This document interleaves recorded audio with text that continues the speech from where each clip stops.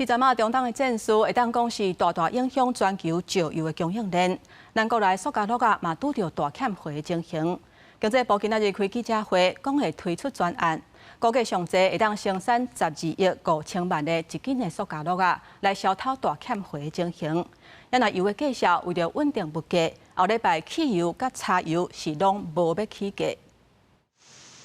中東經濟緊張，國際油價起，為着平穩物價減輕民生負擔，經濟部甲中油公司初時下晝召開記者會宣布，初六起到12，汽柴油價格無調整，92無鉛汽油每公升維持32塊4 ，95無鉛汽油33塊9，98無鉛汽油35塊9，超級柴油是31塊。自從2月28，美伊戰爭爆發以來，中油已經合計吸收油價超過90.6億。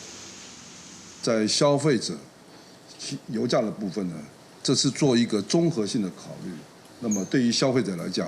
我們就不漲這個汽柴油的價格。另外，最近因為戰爭造成全球石化供應鏈大亂，各種塑膠包材起價，甚至傳出塑膠袋之亂大欠貨。經濟部表示，中油四輕為4月起提早運作，會當將醫師供應送去下游大塑來自訂塑膠合成廠，有計上懸會當生產12.5億的一斤塑膠袋，會當有效減輕市場貨銷白牌。另外，小白百貨等連鎖通路欠貨問題已經協助媒合上游製造商協會補助塑膠袋庫存。大家不用擔心哈，